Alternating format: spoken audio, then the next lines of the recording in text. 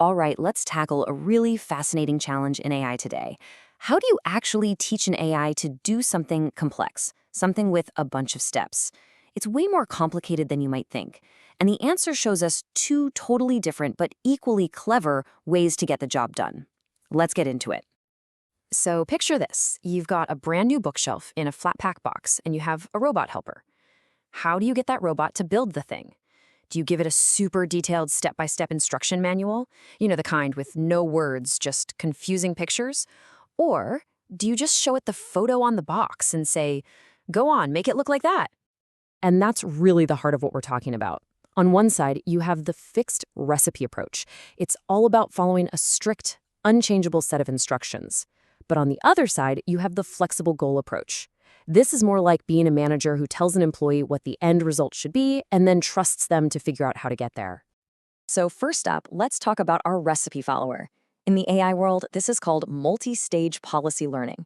The whole idea is to take one huge job and chop it up into a very precise sequence of smaller jobs. The key word here, and you gotta remember this, is sequence. With multi-stage learning, the AI learns a different policy, which is just a set of rules, for each little part of the task. And these parts, or stages, have to be done in a fixed order, one after the other. No skipping steps, no changing the plan halfway through. Let's go back to that bookshelf. A multi-stage AI would first run its grasping policy to pick up the wood panels. Done. Then, and only then, it switches over to its positioning policy to line them up just right. And finally, it kicks in the attaching policy to drive in the screws. See? Each step is its own little world, and they happen in a strict, unchangeable order. Okay, so if that's the cook following a recipe, what about the manager? This brings us to the second method, hierarchical policy learning. And if the first one is a cook, this one is more like the head chef who decides what dish to make, but leaves the chopping and sautéing to the line cooks. The big idea here is levels of abstraction. Think of it like this. You have a high-level policy. That's our manager. The manager doesn't worry about the tiny details. Its job is to look at the big picture and set a sub-goal, like assemble the base. Then you have a low-level policy. That's the employee. Its job is to handle all the nitty-gritty actions needed to actually achieve that sub-goal. This robot navigation example makes it super clear. Imagine a robot in a huge office building. The high-level manager policy just decides, okay, the next goal is get to the kitchen. It doesn't care how. That's a job for the low-level employee policy. That policy then figures out how to actually move, navigating hallways, turning corners, and not bumping into that potted plant that's always in the way. Okay, so we've met our two main players, the recipe follower and the manager. Now it's time to put them side by side to really see where they shine and where they, well, don't. But before we get into the differences, it's really important to know they're actually chasing the same goal. Both of these methods are designed to take huge, overwhelming problems and break them into smaller, bite-sized pieces. They both use multiple policies, and they're both great for tasks that take a really long time to finish. All right, this slide is the whole ballgame. This is where you see the real trade-offs. Look at the structure. Multi-stage is a simple sequence, A, then B, then C.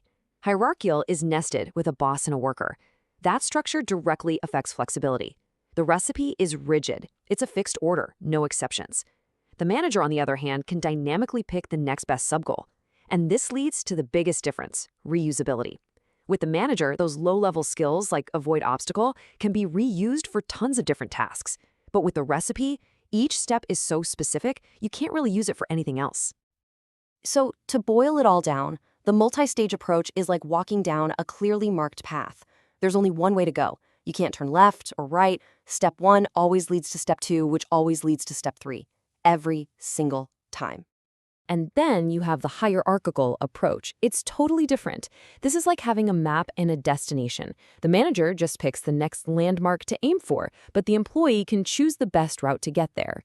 Maybe taking a shortcut or going around a traffic jam. It's all about being adaptive. So why are we getting so deep into this? Why does this whole distinction matter?